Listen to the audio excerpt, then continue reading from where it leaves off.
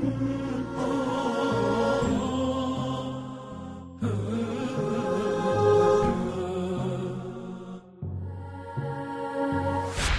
باللہ من الشیطان اللعین الرجیم،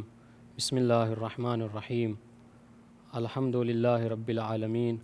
والصلاة والسلام علی اشرف الانبیاء والمرسلین، محمد وعلی آلہ الطیبین الطاہرین، ولعنۃ اللہ علی اعدائہم اجمعین، اما بعد۔ محترم و معزز ناظرین کرام، عنوان گفتگو حضرت امام مہدی عجل اللہ تعالی فرجہ الشریف اور ادعیہ۔ جہاں تک دعاؤں کا سوال ہے تو آیات و روایات میں دعا کو ایک خاص اہمیت حاصل ہے، یہاں تک کہ پروردگار عالم نے ایسے لوگوں کی قرآن مجید میں صراحتاً مذمت کی ہے کہ جو پروردگار عالم کی بارگاہ میں دعا نہیں کرتے۔ آپ ملاحظہ فرمائیے، ارشاد پروردگار عالم ہو رہا ہے ادعونی استجب لکم، کہ مجھ سے دعا کرو میں تمہاری دعاؤں کو قبول کروں گا۔ ان الذین یستکبرون عن عبادتی سیدخلون جہنم داخرین، بے شک وہ لوگ کہ جو میری عبادت سے، جو مجھ سے دعا کرنے سے روگردانی کرتے ہیں، میں عنقریب انہیں جہنم میں رسوائی کے ساتھ داخل کروں گا۔ تو کہنے کا مقصد، بیان کرنے کا مقصد یہ ہے کہ دعا کو آیات و روایات میں ایک خاص اہمیت حاصل ہے، یہاں تک کہ اہل بیت علیہم السلام نے دعاؤں پر اتنی زیادہ توجہ دی ہے، دعاؤں کو اتنا زیادہ اہمیت دی ہے کہ پوری ایک کتاب الدعاء عند اہل البیت علیہم السلام کے نام سے یہ کتاب ہے۔ اگر کوئی چاہے تو اس کتاب کو دیکھ سکتا ہے کہ جس میں اہل بیت علیہم السلام کے نزدیک دعا کو ایک خاص اہمیت حاصل ہے۔ بہرحال عنوان گفتگو چونکہ ذات امام مہدی اجل اللہ تعالی فرجہ شریف اور دعا ہے، لہٰذا تو جس طریقے سے بقیہ ائمہ معصومین نے، خود پیغمبر اسلام نے اور بقیہ ائمہ معصومین نے دعا کو ایک خاص اہمیت دی ہے، اسی طریقے سے چونکہ یہ وہ گھرانہ ہے کہ جو ہمارے لیے آئیڈیل اور نمونہ عمل ہے، اس لیے کہ قرآن مجید نے ارشاد فرمایا لقد کان لکم فی رسول اللہ اسوۃ حسنہ، کہ میرے رسول کی ذات تمہارے لیے اسوہ حسنہ ہے، نمونہ عمل ہے۔ اب جب پروردگار عالم ہمیں دعا کرنے کی تاکید کر رہا ہے، ہمیں دعا کرنے کی دعوت دے رہا ہے، اور صرف دعوت ہی نہیں دے رہا ہے بلکہ اس دعا کی قبولیت کی ضمانت بھی لے رہا ہے، تو اب ضروری ہے کہ ہم یہ جانیں، ہم یہ پہچانیں کہ ہم کس طریقے سے بارگاہ پروردگار عالم میں دعا کریں۔ اس لیے کہ آج اگر معیار ہر انسان کا اپنے طرز پر، اپنے طریقے سے سوال کرنا ہو تو آپ دیکھیے سب کے مانگنے کا طریقہ الگ ہے، سب کے طلب کرنے کا طریقہ الگ ہے، تو آخر ہم دعا اللہ کی بارگاہ میں کیسے کریں یہ کون بتائے گا؟ تو پروردگار عالم نے خود کہا لقد کان لکم فی رسول اللہ اسوۃ حسنہ، میرے نبی کی ذات، میرے رسول کی ذات تمہارے لیے آئیڈیل ہے، نمونہ عمل ہے۔ میرا نبی بتائے گا کہ تمہیں ہماری بارگاہ میں دعا کیسے کرنی ہے۔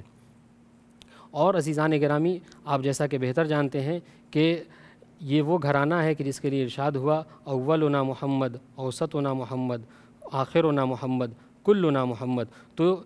اگر بروئے قرآن صرف پیغمبر اسلام ہی کی ذات ہمارے لیے نمونہ عمل نہیں ہے بلکہ بقیہ ائمہ معصومین کہ جن کے اندر خلق پروردگار عالم ہے، کہ جو شباہت پروردگار عالم ہیں، وہ بھی ہمارے لیے آئیڈیل اور نمونہ عمل ہیں۔ تو چونکہ عنوان گفتگو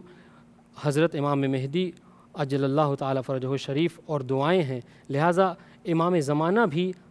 ہمارے لیے آئیڈیل ہیں، وہ ہمارے نمونہ عمل ہیں، انہوں نے بھی ہمیں دعا کرنے کا سلیقہ بتایا ہے۔ تو میں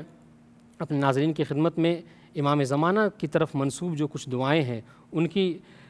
تفصیلات ذرا سا پیش کروں تاکہ ہمیں یہ معلوم ہو سکے کہ جس طریقے سے بقیہ ائمہ معصومین نے دعا کو اہمیت دی، امام زمانہ نے بھی اہمیت دی ہے۔ سب سے پہلی دعا کہ جو امام کی طرف منسوب ہے، ہم ابھی پچھلے مہینے ماہ رمضان گزرا، اس میں جس دعا کو ہمیں ہر رات پڑھنے کی تاکید کی گئی ہے، خود امام زمانہ سے یہ دعا منسوب ہے کہ جس کا نام ہے دعائے افتتاح۔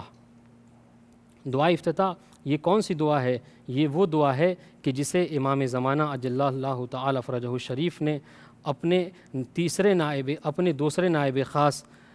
محمد بن عثمان بن سعید العمری کو تعلیم دی تھی اور کہا تھا کہ اسے جا کر ہمارے شیعوں میں عام کر دو اور فرمایا تھا کہ جو شخص ماہ رمضان کی راتوں میں اس دعا کو پڑھے گا تو پروردگار عالم کی طرف سے موکل ملائکہ اس دعا کو سنیں گے، اور جب ملائکہ اس دعا کو سن لیں گے تو اس دعا کے پڑھنے والے کے حق میں ملائکہ استغفار کریں گے۔ آپ دیکھیے، اگر کسی کے حق میں ملائکہ استغفار کریں تو یقیناً اس کی دعا، یقیناً اس کے گناہوں کو پروردگار عالم ضرور معاف کر دے گا۔ یہ رہی پہلی دعا۔ آئیے دوسری دعا کہ جو امام ہی کی طرف منسوب ہے، جسے ہم دعائے عہد کہتے ہیں، کہ جس کی تاکید آپ مفاتیح الجنان اٹھا کر دیکھ لیجئے، ہر صبح ہمیں پڑھنے کی تاکید کی گئی ہے۔ یہ کون سی دعا ہے عزیزوں؟ یہ وہ دعا ہے کہ جو اتنی زیادہ اہمیت کی حامل ہے کہ جس میں انسان، یہ دعا پڑھنے والا ہر صبح امام زمانہ سے بیعت کرتا ہے، تجدید بیعت کرتا ہے، اور یہ وعدہ کرتا ہے کہ مولا اگر آپ ظہور فرمائیں گے تو ہم آپ کی نصرت کریں گے، ہم آپ کی مدد کریں گے۔ امام سے وہ شخص یہ وعدہ کرتا ہے، اور عزیزوں یہ اس دعا کرنے کا فائدہ یہ ہوتا ہے کہ اگر روایتوں میں ملتا ہے، چھٹے امام کا ارشاد ہے کہ من دعا الی اللہ 40 صباحا، جو شخص اللہ کی بارگاہ میں دعائے عہد کو 40 راتوں تک، 40 صبح مسلسل پڑھے گا، تو پروردگار عالم کے اس حبیب نے ارشاد فرمایا کہ خدا بند عالم ایسے بندے کو امام زمانہ کے انصار اور محب میں شمار کرے گا۔ اور آگے یہ روایت بڑھتی ہے اور کہتی ہے کہ اگر اس شخص کا انتقال ہو جاتا ہے اور وہ دفن کر دیا جاتا ہے، اور جب امام کا ظہور ہوگا تو اس دعا کی برکت سے اس شخص کو دوبارہ اٹھایا جائے گا اور اسے امام کے انصار اور محب میں شمار کیا جائے گا۔ تو یہ ایک دعا۔ اس کے علاوہ ایک اور دعا کہ جو امام ہی کی طرف منسوب ہے، وہ ہے دعائے ندبہ۔ دعائے ندبہ کس دعا کو کہتے ہیں؟ یہ وہ دعا ہے کہ جس میں انسان مشکل وقت میں امام کو پکارتا ہے۔ یہ دعا بھی امام کی طرف منسوب ہے کہ جو 4 عیدوں میں، جمعہ، عید غدیر، عید فطر اور عید اضحیٰ میں ہمیں کہا گیا ہے کہ ہم اس دعا سے امام زمانہ کی طرف جو ہے وہ اپنی مشکلات کو پیش کریں، تاکہ امام زمانہ ہماری مشکلات کو حل کریں۔ کیوں؟ اس لیے کہ امام زمانہ کی غیبت یقیناً ہمارے لیے بڑی مشکل گھڑی ہے۔ تو عزیزان گرامی، اس کے علاوہ دعائے عہد ہے، دعائے افتتاح ہے، دعائے ندبہ ہے، اور بقیہ دعائیں ہیں کہ جو، اور اس کے علاوہ بھی اور بقیہ دعائیں ہیں کہ جو امام زمانہ کی طرف منسوب ہیں، کہ جو ہمیں دعا کا سلیقہ بتاتی ہیں۔